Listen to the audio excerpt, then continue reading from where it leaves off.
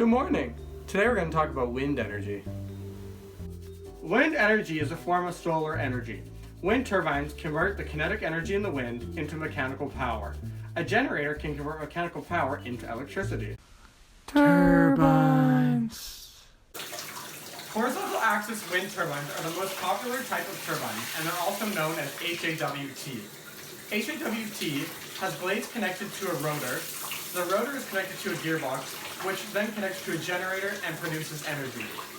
They can have a diameter of 2.5 meters upwards, producing 1 kilowatt hour to over 3.5 megawatts, respectively. Wind turbines are very efficient. They can harness about 45% of the wind that passes through them, while coal can only harness about 33% of their coal. The capacity factor, which is the average amount of energy produced divided by the maximum, is 20 to 25% compared to coal's 10 to 85%. Offshore wind turbines are placed at depth of 10 to 50 meters and work at altitudes less than about 120 meters.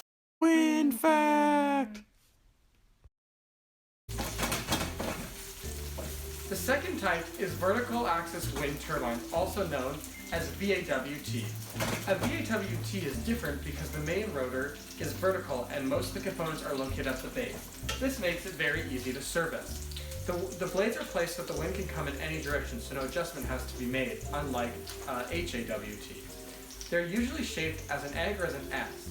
One of the main advantages is that it makes less noise than HAWT. So two disadvantages is that it's very large and has very poor efficiency. Now I'm going to talk about some concept designs, which means theoretical ideas that do not have working models. First, the Airborne Wind Energy System, aka AWES. People like this because at higher altitudes, wind is more consistent and faster.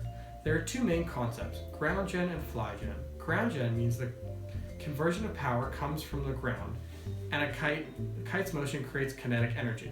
Fly gen means generation and conversion both happen in the sky, like this rotating balloon design.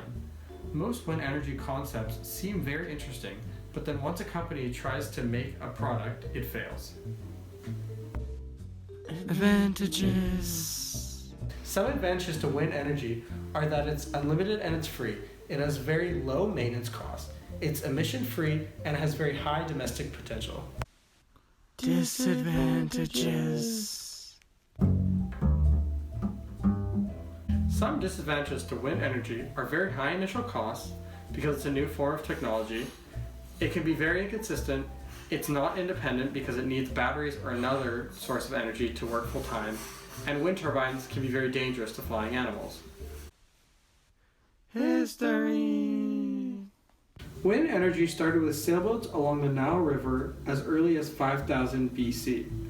In 200 BC, windmills in China were pumping water, and vertical axis windmills were grinding grain in Persia and the Middle East.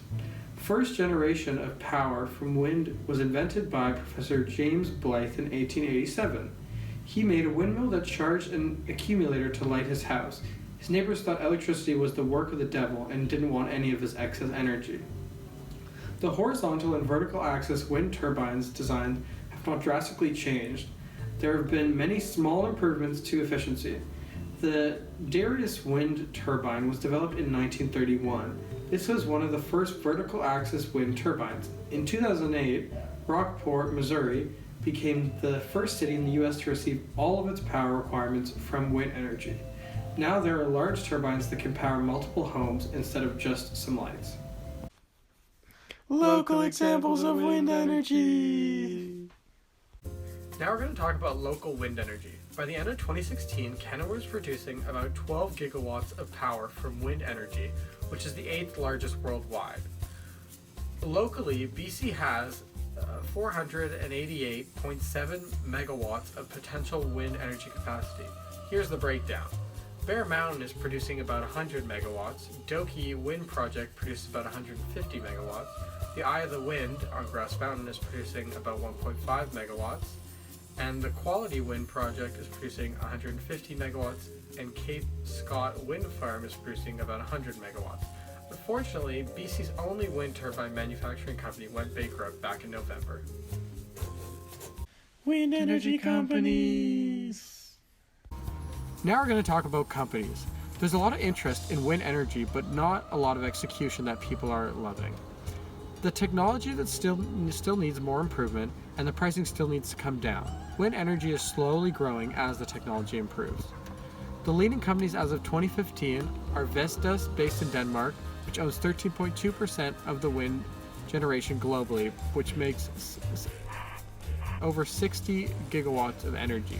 Goldwind, based in China, and Enercon, based in Germany, owns about 10% of wind generation globally. Interview.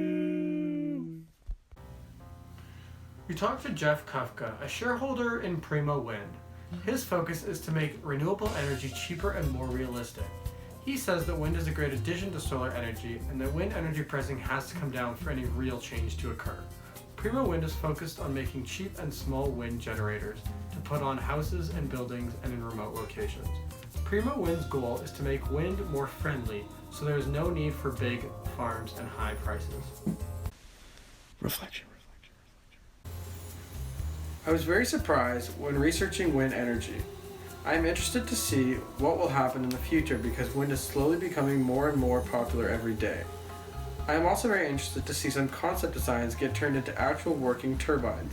I found it very interesting to talk with someone who works in the wind energy business because I got the opportunity to discuss wind energy firsthand. Hope you learned a lot about wind energy. Bye!